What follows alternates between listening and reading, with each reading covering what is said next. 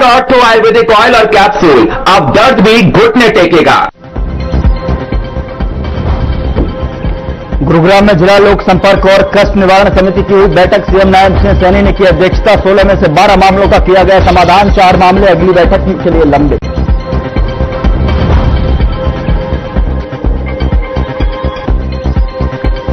कांग्रेस के अविश्वास प्रस्ताव लाने की बात पर बोले सीएम। कहा कांग्रेस झूठ बोलने का कर रही है काम, उन्हीं के समय उसी की बूथ कैप्चर।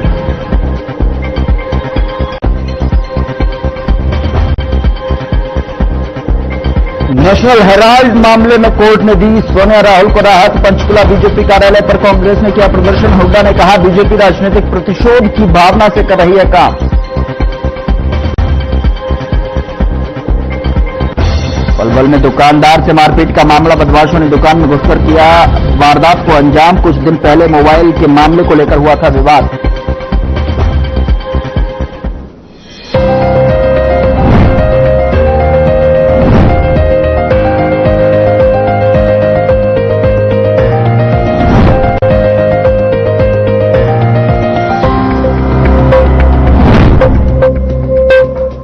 नमस्कार, वक्त हुआ है मसला का और मैं हूं आपके साथ गौरव राजेंद्र। मसला में आज चर्चा करेंगे बीएससी की बैठक को लेकर।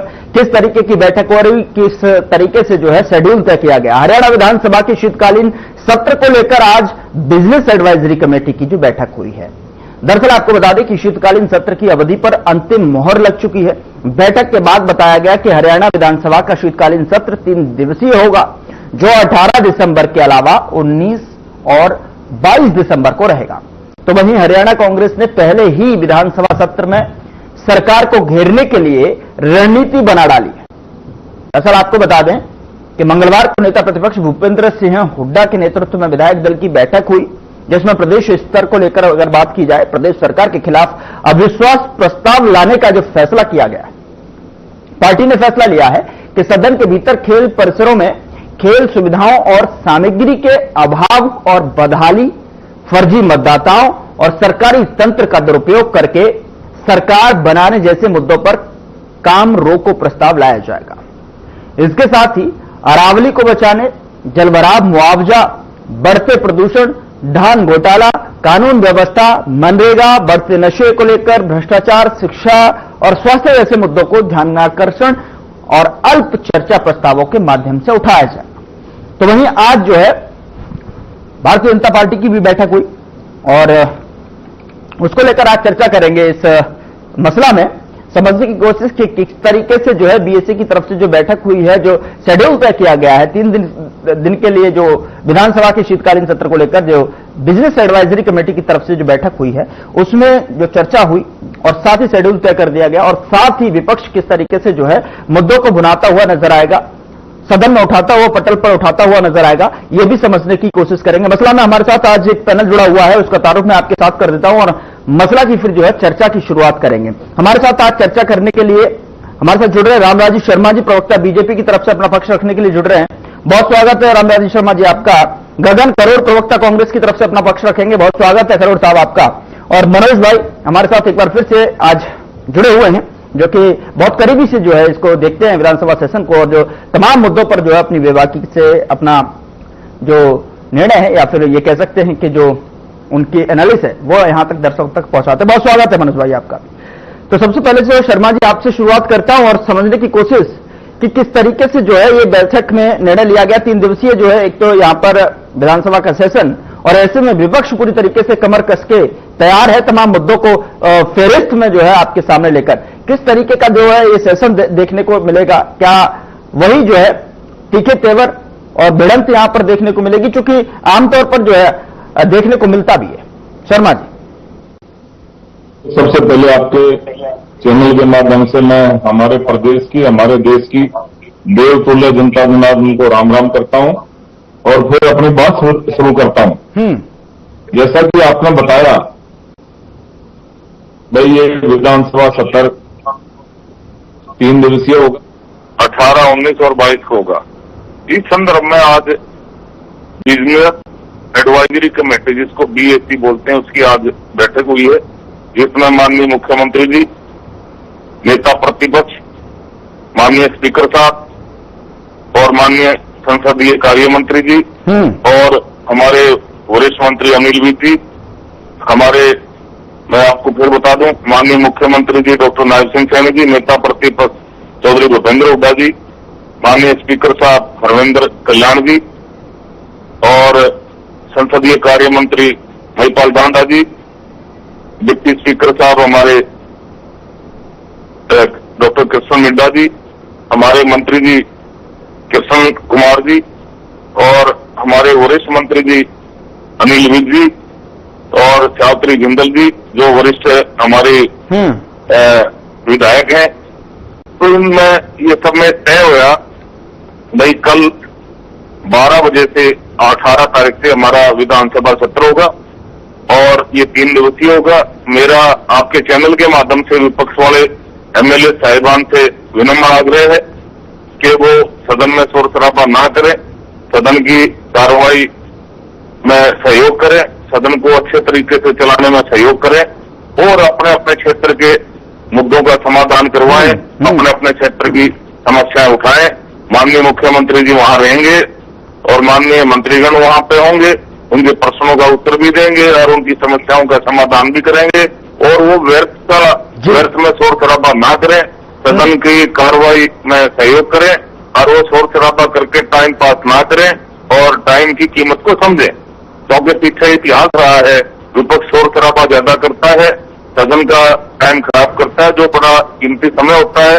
क्योंकि हमारे पूरे प्रदेश की निगाहें सदन के ऊपर होती है जब विधानसभा की कार्रवाई चल रही होती है। शीतकालीन सत्र है, इसमें विधायी जो कार्य है वो भी निपटाए जाएंगे और मैं समझता हूं और मैं इच्छा भी करता हूं कि भाई विपक्ष इसमें पूरा सहयोग करेगा, क्योंकि आज हरियाणा विकसित राज्य की ओर बढ़ रहा है।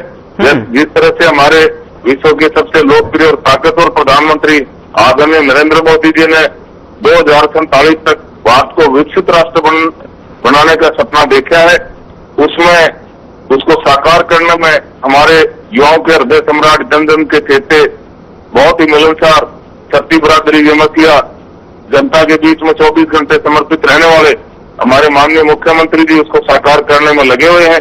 जिस तरह से हमारा बुनियादी ढांचा मजबूत हुआ है, जिस तरह से हमारी इंडस्ट्रियल ग्रोथ हुई है और जिस तरह से इंडस्ट्री और आ रही है और जिस तरह से हमारे मेरिट के आधार पर हमारे भाइयों को, हमारी बहनों को रोजगार मिला है बिना खर्ची बिना प्रति के, इसकी 3 पीढ़ी खाली थी, कोई चपरासी नहीं लगा था। आज वो किसान का बेटा, मजदूर का बेटा, गरीब का बेटा मेरिट के आधार पर कलात्मक अवसर लग रहा है, ये हमारी सरकार लगा रही है, ये डॉक्टर नायब सिंह सैनी की सरकार लगा रही है।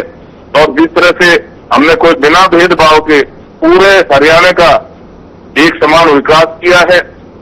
हमारे सरकार ये नहीं देखती कि एमएलए किस पार्टी या किसका नहीं, समान विकास कार्य पूरे प्रदेश में चल रहे हैं। हरियाणा एक, हरियाणवी एक, सबका साथ सबका विश्वास, सबका इस पैटर्न पे हमारी सरकार काम कर रही है और नशा मुक्त हरियाणा, अपराध मुक्त हरियाणा, भ्रष्टाचार मुक्त हरियाणा, ये हमारी सरकार का मुख्य एजेंडा है। गगन जी आ रहा हूं मैं आपके पास, शर्मा जी आ रहा हूं मैं आपके पास, ठीक है। गगन जी, इस सेशन को किस तरीके से देख रहे हैं आप जो है, और जो बैठक हुई और बैठक में जो मुद्दे रखे गए उसको लेकर जो है क्या कुछ तैयारियां हैं? क्या लग रहा है आपको कि इसमें जो है सरकार जवाब देगी? क्या इस बार का सेशन जो है हंगामेदार देखने को मिल सकता है? गगन जी,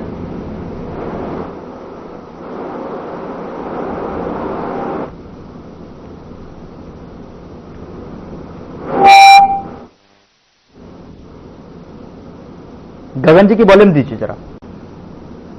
गगन जी, आपकी वॉइस नहीं मिल पा रही है, हो सकता है म्यूट आपने कर रखा है। गगन जी, अब बिल्कुल आ रही है। बहुत भाई, सबसे पहले मैं आपको और हमारे जो पैनलिस्ट भाई हैं और आपकी जनता जो प्रोग्राम देख रही है उन सबको पहले मैं नमस्कार करता हूं जी। मैं शुरुआत करना चाहूंगा कि आज बड़ी महत्वपूर्ण सत्र शुरू होने से पहले आज बीईसी की बिजनेस एडवाइजरी कमेटी की एक मीटिंग रखी गई थी। जो भी मीटिंग रखी वो दिखाने के लिए, औपचारिकता पूरी करने के लिए एक मीटिंग रखी गई दिखाने के लिए, जबकि मीटिंग का मुख्य एजेंडा और मुख्य उद्देश्य ये था कि हरियाणा के अंदर जो पिछले 11 साल में हरियाणा जो पिछड़ा है हर क्षेत्र में, उसको उसके मुद्दे जो हमारे विधायक हैं, विपक्ष के जो विधायक हैं, वो अपनी बातों को, अपने हल्के की बातों को, हरियाणा की जनता की बातों को विधानसभा सत्र में अपने मुद्दे रखना चाह रहे थे, जिसके लिए आज मीटिंग बुलाई गई थी बिजनेस एडवाइजरी कमेटी की, कि उसमें जो समय अवधि 3 दिन की है इसको बढ़ाने के लिए एक डिमांड के लिए आज मीटिंग रखी गई थी। लेकिन जैसा हमेशा होता रहा है, बीजेपी ने अक्षमता पूरी करने के लिए आज मीटिंग जरूर बुलाई, लेकिन सुनवाई न करते हुए, अपनी मनमानी दिखाते हुए और अड़ियल रवैया दिखाते हुए उस टाइम को आगे ना बढ़ाकर केवल 3 दिन का ही समय रखा। सबसे पहले तो मैं कहना चाहूंगा गौरव भाई कि जो विधायक हैं, विपक्ष के विधायक हैं, उनको पहले ही बोलने का इतना कम समय मिलता है, अपनी बात रखने के लिए बोलने ही नहीं दिया जाता विधानसभा में। ऊपर से हमारे अभी भाई बीजेपी प्रवक्ता कह रहे हैं कि आप शोर शराबा ना करके टाइम वेस्ट ना करें विधानसभा का। टाइम वेस्ट तो तब होगा जब आप बोलने देंगे, बोलने का तो आप समय नहीं देते विधानसभा में, जिसके लिए आज बीएससी की मीटिंग बुलाई थी और वो भी बल्कि बिल्कुल विफल मीटिंग साबित हुई है, क्योंकि सुनी नहीं गई किसी की भी। नेता प्रतिपक्ष हमारे उदा साहब आज मीटिंग में शामिल थे, उन्होंने भी इस बात को रखा कि बहुत सारे गंभीर मुद्दे हैं जिनको पटल पे रखना है। हर विधायक, विपक्ष विधायक अपने हल्के की समस्या रखना चाहता है, हरियाणा की दिल्ली जनता की समस्या रखना चाहता है, हम समझते हैं, लेकिन उसकी टाइम नहीं बनाया गया। अब बड़ी हैरानी हुई जब अभी हमारे प्रवक्ता भाई ने, बीजेपी जी ने कहा कि जनता से जुड़े जो गंभीर मुद्दे विपक्ष के एमएलए अपने हल्के की जनता की आवाज, हरियाणा की जनता की आवाज जो जूझ रहे हैं जिन परेशानियों से, उनको उठाना चाह रहे थे, उसको वो टाइम पास बता रहे हैं। कमाल की बात है, मैं तो हैरान हूं उनके स्टेटमेंट को सुन के, जो भी उन्होंने दी कि जो विपक्ष के एमएलए हैं उनको ये कह रहा है कि अपना टाइम पास ना करें, एक टाइम पास करने के लिए विधानसभा में आए हैं, जनता की समस्या रखने के लिए आए हैं। आज हरियाणा हर, जिन्होंने कहा कि हर क्षेत्र में हरियाणा आगे है, मैं कहना चाहता हूं उसके उल्ट हरियाणा आज 11 साल में बहुत पीछे चला गया है। क्या ये भ्रष्टाचार है? ये बात कर रहे हैं नौकरी की, पर्ची की, खर्ची की, क्या पर्ची खर्ची नौकरी की बात कर रहे हैं? हर भर्ती से पहले पेपर लीक हो जाते हैं, कोई भर्ती होती भी है तो वो कोर्ट में चली जाती है, कैसी बातें कर रहे हैं? कुछ गिरी चुनी अपने चेतों को बाहर से बुला बुला के हरियाणा में, आज जो युवा का हक था उसमें भी इन्होंने चोरी करी और बाहर से युवाओं को, अन्य प्रदेश के युवाओं को यहाँ पर बुला के नौकरी दी जा रही है। बहुत सारे ऐसे गंभीर मुद्दे हैं। बात करते हैं युवाओं के नशे की, कभी चरम सीमा पे है, तो ये सारे बहुत सारे भ्रष्टाचार के और ये सारे मुद्दे आज विधानसभा में रखने के लिए आज मीटिंग बुलाई गई थी, लेकिन उस मीटिंग का कोई निष्कर्ष नहीं निकला। और ना ही मेरे को लगता है कि ऐसा, जैसा कि कल मीटिंग शुरू होगी कि विपक्ष के नेताओं को, विधायकों को अपनी बात रखने का पूरा समय दिया जाएगा। लेकिन फिर भी आज हम आपके माध्यम से हमारे माननीय मुख्यमंत्री जी और स्पीकर साहब से पार्टी की तरफ से अनुरोध करते हैं कि जनता की आवाज को आप जितना दबाओगे, आने वाले टाइम में आपको उसका नुकसान ही भुगतना पड़ेगा। तो इससे अच्छा है, जैसा प्रवक्ता भाई ने, हमारे बीजेपी के भाई ने कहा कि टाइम पास करने के लिए हम नहीं आ रहे हैं, और बुनियादी ढांचा जो कह रहे हैं, बुनियादी ढांचा तो उन्होंने पूरी तरीके से हिला के रख दिया है। कहां से हरियाणा को बचा दिया? 75,000 करोड़ रुपए कर्जा होता था जब से हरियाणा बना था, आज 3.25 लाख से करोड़ से ऊपर उन्होंने कर्जा बचा दिया। बुनियादी ढांचा तो हिल चुका है। आज हर एक व्यक्ति प्रति आएंगे उस पर पंद्रह कर्जा चल चुका है कि जिसकी आने वाली कई किस्तें भी हरियाणा का कर्जा नहीं कर पाएंगी। ये बात करें, हमने बुनियादी ढांचा ठीक करा है। तो पिछले कई सालों से जो हरियाणा पिछड़ा है और कई सारे अहम मुद्दे हैं, उनको रखने के लिए आज जो मीटिंग बुलाई गई थी, वो मैं कहता हूं कि पूरी तरह से औपचारिकता थी, दिखावा था, पब्लिक आईवास था, टाइम को बढ़ाना चाहिए। लेकिन अब जब डिसाइड हो ही गया कि 3 दिन का सेशन चलेगा, तो विनती है कि कृपया हमारे जो विपक्षी निकले एमएलए हैं उनको अपना समय पूरा दिया जाए ताकि वो अपनी जनता की बात ढंग से रख सके। ठीक, मनोज भाई, आपको कैसे दिखाई दे रहा है? क्या जो अविश्वास, जो ये सेशन की अगर बात की जा रही है, अविश्वास प्रस्ताव लाने की जो बात की जा रही है, इसमें कितनी मजबूती दिखाई दे रही है? किस तरीके से ये जो है यहाँ पर एजेंडे को रख पाएंगे? और दूसरी चीज जो है, जो मुद्दे इन्होंने चुने हैं बैठक में, अगर कांग्रेस की साफ तौर पर अगर बात की जाए, सेशन में घेरने के लिए जो रणनीति बनाई है, कितनी कामगार यहाँ पर साबित होगी? क्या उसी जो है फुर्ती, उसी जोश के साथ में ये जो है सेशन में आवाज रख पाएंगे मजबूती के साथ? आप सही बोल रहे हैं। नो कॉन्फिडेंस मोशन को लेकर के जो है लीडर ऑफ ऑपोजिशन ने बोला है कि सरकार को हम घेरेंगे, और बीएसए मीटिंग में जो है सर्वसम्मति से कहा जा रहा है कि 3 दिन का जो है वो सेशन रखा गया है। नॉर्मली अपोजिशन पार्टीज का ये मानना होता है कि सेशन बड़ा होना चाहिए, ज्यादा होना चाहिए, और गवर्नमेंट भी क्लेम करती है कि पूरे साल में, चाहे 5 साल में मैंने जो भी नंबर हो उतना बताते हैं कि इतना नंबर मैंने जो है सेशन चलाया। तो ये अचीवमेंट के रूप में सरकार प्रस्तुत करती है। तो नॉर्मली सेशन बड़ा होना चाहिए ताकि ज्यादा से ज्यादा लोगों का कंसर्न जो है रेज किया जा सके। और ये जो एमएलए के लिए ये एक बहुत बड़ा अपॉर्चुनिटी होता है कि अपने एरियाज का जो भी कंसर्न हो, चाहे स्टेट का इश्यूज जो भी हो, उसको लेकर के जो है विधानसभा में वो उठा सकते हैं। तो मुझे ऐसा लग रहा है कि जो विंटर सेशन है जो कल से शुरू होगा, बहुत ही गहमा-गहमी होने वाला है। वहीं चूंकि अपोजिशन जो है स्ट्रांग है असेंबली में, इस बार 37 है और बहुत कम सीट से जो है सरकार बनाने से चूक गई है। तो मुझे ऐसा लग रहा है कि चूंकि अपोजिशन स्ट्रांग है तो सरकार को घेरने का कोशिश करेगी। वहीं जो है नॉर्मली लॉ एंड ऑर्डर और अनएम्प्लॉयमेंट को लेकर के अपोजिशन घेरती है, वहीं सरकार जो है अपना अचीवमेंट दिखाना चाहेगी, क्योंकि उन्होंने लाडो लक्ष्मी योजना जिस तरह से उन्होंने इम्प्लीमेंट कर दिया और ये चुनावी मुद्दा था। लोग को लगता था कि कर्ज, इतना कर्ज है स्टेट में, क्या सरकार इसको पूरा कर पाएगी, लेकिन नयाब सिंह सैनी जी ने इसको इफेक्टिवली लागू कर दिया है। तो मुझे ऐसा लग रहा है कि जो है बहुत गहमा-गहमी होगा। स्टेट गवर्नमेंट जो है एफिशिएंटली कोशिश करेगी कि जो अपोजिशन का क्वेश्चन है उसको आंसर दिया जाए। और जहां तक मैनिफेस्टो की अगर बात करें तो सरकार ने क्लेम किया कि 54 मैनिफेस्टो जो इलेक्शन के दौरान उन्होंने प्रॉमिस किया था लगभग फुलफिल कर दिया। टोटल 217 बात कही जा रही है।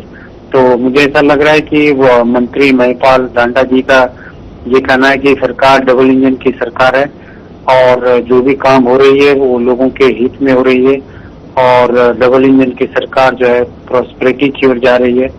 तो मुझे ऐसा लग रहा है कि इफेक्टिव बहुत ही अच्छा डिबेट होने वाला है 3 दिन में। अब ये देखना है कि वो सरकार किस तरह से आंसर देती है और जो अपोजिशन बोल रहे हैं कि हम लॉ एंड ऑर्डर, चाहे अनएम्प्लॉयमेंट, चाहे फेक वोटर कार्ड, ये सब पे जो इशू उठाएंगे, सरकार किस तरह से आंसर देती है देखने वाला होगा। बिल्कुल बिल्कुल। शर्मा जी क्या कहना चाहेंगे? अगर जो मुद्दे हैं जनहित के अगर देखा जाए तो जो सेशन है, उम्मीद लोगों की सेशन का इंतजार रहता है। कौन कौन से जो है स्थानीय जो विधायक हैं या फिर जो लोग हैं वहां जो आवाज पहुंचा सकते हैं, किस तरीके से जो है आवाज को प्रमुखता से रख सकते हैं। किसान से जुड़े हुए, बेरोजगारी से जुड़े हुए, कानून व्यवस्था से जुड़े हुए, बिजली पानी, तमाम तरीके के जो मनरेगा है उसको लेकर और एक बार फिर से जो है अविश्वास प्रस्ताव लाने की यहां पर कवायद कांग्रेस की तरफ से की जा रही है। शर्मा जी क्या चुनौतीपूर्ण माहौल? अब मैंने आपके चैनल के माध्यम से जी विपक्ष वाले सभी एमएलए साहिबान से विनम्र आग्रह किया था। बिल्कुल। और मैंने ये बात भी कही थी कि भाई जैसा पिछला इतिहास रहा है, विपक्ष सहयोग करे, सदन की कार्रवाई में भाग ले और अपने क्षेत्र के विधायक अपने मुद्दे उठाएं और उनका समाधान करने के लिए माननीय मुख्यमंत्री जी, माननीय मंत्रीगण वहीं पर उपस्थित रहेंगे। मैंने ये कहा था जैसे पिछला इतिहास रहा है, विपक्ष शोर शराबा ना करे, सदन की कार्रवाई को बर्बाद ना करे, उसका सदुपयोग करे। और ये अविश्वास प्रस्ताव लाने का मकसद क्या, आप ये बताइए। जब हमारी सरकार में 48 एमएलए है हमारे और उसके साथ में निर्दलीय भी हमारे साथ हैं, तो इसका क्या औचित्य बनता है? ये सदन की कार्रवाई को विघ्न डालने का एक तरीका नहीं है। आप बताइए। और जबकि इतनी बढ़िया सरकार हमारी चल रही है, ये कांग्रेस के प्रवक्ता ने कहा, ये भर्तियों के ऊपर कहा, इनके टाइम में भर्तियां कैसे होती थी? परिवारवाद, क्षेत्रवाद, भाई भतीजावाद, जातिवाद, इस वाद के आधार पर भर्तियां होती थी। हमारी सरकार में उस टाइम में मुख्यमंत्री मनोहर लाल जी थे, उन्होंने इस वाद को तोड़ा। उन्होंने कहा पूरा हरियाणा मेरा परिवार है, पूरे हरियाणा के बच्चे मेरे परिवार के बच्चे हैं, मैं इनका हक नहीं मारूंगा, बिना खर्ची बिना पर्ची का नौकरी दूंगा। उन्होंने दिया, उसका अनुसरण माननीय मुख्यमंत्री जी डॉक्टर नायब सैनी जी कर रहे हैं। आज जिनकी 3 पीढ़ी खाली चली गई थी, कोई चपरासी भी नहीं लगा था, आज उस घर का बच्चा क्लार्क वन अफसर लग रहा है, मेरिट का आधार पर लग रहा है, बिना खर्ची बिना पर्ची के लग रहा है। ये हमारी सरकार लगा रही है, ये डॉक्टर नायब सिंह सैनी की सरकार लगा रही है। इतना बढ़िया काम चल रहा है, अपराध के आंकड़ों में कमी आई है, हर जगह माननीय मुख्यमंत्री जी की तारीफ हो रही है। खुद कांग्रेस का एमएलए खेतिया सिरसा से एमएलए हो कहता, भाइयों मैं भगवान की सौगंध खा कह रहा हूँ, डॉक्टर नायब सिंह सैनी जैसा मुख्यमंत्री इतना बढ़िया ना तो हरियाणा में आज तक आया है और ना होगा। इससे बात तो क्या होगा? और इनकी एमएलए है शैली चौधरी जी, वो तारीफ कर रही है। इनका एक और एमएलए है सरदार जी रतिया से, वो माननीय मुख्यमंत्री जी की कार्यशैली की तारीफ करे, ये बहुत बढ़िया मुख्यमंत्री है। तो जनता का पैमाना, सरकार का पैमाना देश तुल्य जनता जनार्दन होता है, और देश तुल्य जनता जनार्दन का आशीर्वाद से लगातार तीसरी बार केंद्र में हमारी सरकार बनी हुई, सबसे लोकप्रिय और ताकतवर प्रधानमंत्री आदरणीय नरेंद्र मोदी जी हमारे प्रधानमंत्री बने। हमारे चाणक्य के रूप में विख्यात लोक पुरुष से बहुत ही मजबूत गृह मंत्री के रूप में जाने जाने वाले सरदार पटेल जी के बाद में आदरणीय अमित शाह जी हमारे केंद्रीय गृह मंत्री बने। अनेकों ऐसे काम हुए जो पहले हुए नहीं। धारा 370 टूटना, एक भव्य ऐतिहासिक राम मंदिर का निर्माण होना बहुत बड़ा ऐतिहासिक कार्य है। ऐसे हरियाणा में भी जिस तरह से बुनियादी ढांचा हमारा मजबूत हुआ है, इंडस्ट्रियल ग्रोथ हुआ है, प्रति व्यक्ति आय बढ़ी है, और जिस तरह से हमने मातृशक्ति का, हमारी बहनों का मान सम्मान बढ़ाया है, बीमा सखी योजना हम लेकर आए, ग्राम दीदी योजना हम लेकर आए, 33% आरक्षण हमने हमारी बहनों को दिया, मुस्लिम बहनों के लिए कष्टदायक था 3 तलाक वो हमने खत्म कराया, लाडो लक्ष्मी योजना हम लेकर आए। और जिस तरह से माननीय मुख्यमंत्री जी की हमारी बहनें तारीफ कर रही है, वो कह रही है भाई मुख्यमंत्री हो तो दायर जैसा हो, हमारी खोपड़ी लेके जींद में आया था, और अब हमारे घर में पैसे पहुंचा रहे लाडो लक्ष्मी योजना के। इससे बढ़िया मुख्यमंत्री तो है कौन है। और सबसे लंबे समय तक आज तक 13.5 साल तक चौधरी भजनलाल जी सीएम रहे थे। हम अपने भाई को 20 साल तक मुख्यमंत्री रखेंगे, किसी की हिम्मत नहीं कोई, किंतु परंतु हमारे भाई के बारे में कह दे, हम रानी लक्ष्मीबाई की तरह अपने भाई के साथ खड़ी हैं। और ऐसे ही हमारे युवा कह रहे हैं, जहां पे माननीय मुख्यमंत्री जाते हैं वहाँ जन सैलाब उमड़ जाता है। हमारी युवा शक्ति की अहम भूमिका होती है कि मेरिट का आधार पर ये सरकार बनी है। पहली बार जो मेरिट का आधार पर हरियाणा में नौकरियां मिलनी शुरू हुई है, और मुख्यमंत्री जी जुबान के धनी है। जिस तरह से इनका भर्ती रोक दी थी। गगन जी, समस्या कहाँ आ रही है? क्या मतलब जो इतनी व्याख्यान रामराज शर्मा जी कर रहे हैं, जो आपके एग्जाम्पल सेट कर रहे हैं कि जो कांग्रेस के नेता जो है लगातार तारीफ कर रहे हैं, जनता बिल्कुल खुश दिखाई दे रही है, सारी जो प्रगति की जो योजनाएं हैं, विकास की जो योजनाएं, वो निरंतरता के साथ में बह रही है। गगन जी, अविश्वास प्रस्ताव लाने की क्या आवश्यकता पड़ गई साहब? भाई, जो हमारे बीजेपी के प्रवक्ता है संक्षिप्त में रखिए, संक्षिप्त शर्मा जी, हाँ, वो उनका देखो कर्तव्य बनता है, उनका कर्तव्य बनता है कि सरकार क्या कुछ करे क्या ना करे, उसका गुणगान करना। और बड़े बड़े चीजें ये प्रवृत्ति बन गई बीजेपी की नेताओं की, प्रवक्ताओं की, झूठा गुणगान बखान करना ही उन्होंने करना है। मुद्दे से भटकाते हैं। अब मैं नीचे में शुरू करता हूँ, बात कर रहे हो नौकरियों की, पर्ची नौकरी की जब तक बात करेंगे जब पेपर लीक हो जाते हैं, सारी भर्तियां बन जाती है। दूसरा उन्होंने कहा कि भी हर एक आदमी प्रति व्यक्ति आय बढ़ी है, प्रति व्यक्ति आय भी प्रति व्यक्ति कर्जा बढ़ा है, ये कागजों में है, हम तो हवा में बातें नहीं कर रहे हैं। फिर वो बात कर रहे हैं कि जी हमारे विधायक तारीफ करते हैं। वो जो तारीफ हो रही है, वो तारीफ एक व्यक्तिगत तौर पर एक व्यक्ति की हो रही है। उनकी अच्छाई मुख्यमंत्री जी का बात करने का तरीका, ना कि बीजेपी की नीतियों की जो अच्छाई हो रही है, ना बीजेपी के जो कार्य जो सरकार कर रही है उनकी अच्छाई नहीं हो रही। वो माननीय मुख्यमंत्री जी के पर्सनल व्यक्तित्व की अच्छाई हो रही है कि एक अच्छे इंसान है, बात करने का तरीका अच्छा है, सह स्वभाव है, ना कि उनके किसी कार्य की अच्छाई की बात हो रही है। अब ये बात कर रहे हैं धारा 370 की। धारा 370 पहली बात है राष्ट्रीय मुद्दा है, हरियाणा का विधानसभा का फैसला है, इसमें धारा 370 का कोई मतलब नहीं है। इनके पास बड़ी ने बड़ी बातें, राम मंदिर, कब तक आप राम मंदिर को बनाते रहोगे, कब तक आप धारा 370 की बात करते रहोगे? आज मुद्दे कुछ और है, ये बात करते हैं धारा 370 की। धारा 370 हत्या के बाद, धारा 370 हत्या के बाद कितने आतंकवादी हमने नदी हमने जम्मू कश्मीर में हो चुके हैं, नहीं सकता। शर्मा जी, जो मुझे यहाँ पर आपको रोकना पड़ रहा है, समय जो है इजाजत नहीं दे रहा है इससे आगे ज्यादा बढ़ने के लिए। रामराज शर्मा जी, गगन करोड़ जी और मनोज कुमार जी, बहुत बहुत शुक्रिया चर्चा में शामिल होने के लिए, अपनी बात रखने के लिए। अब मसला में देखने वाली बात यह होगी कि जिस तरीके से जो है हरियाणा के विधानसभा का शीतकालीन सत्र, जिस तरीके से बिजनेस एडवाइजरी कमेटी के द्वारा जो बैठक हुई है, उसमें सेशन की तारीखों का ऐलान कर दिया गया है। उसमें विपक्ष किस तरीके से कौन से जनहित के मुद्दों को उठाते हुए क्या जनता की आवाज मजबूती के साथ उठाएगा, ये देखने वाली बात होगी। और सबसे बड़ा सवाल यही रहेगा कि इस बार का सेशन जो है क्या हंगामेदार जो है देखने को मिल सकता है। फिलहाल मसला में इतना ही। नमस्कार।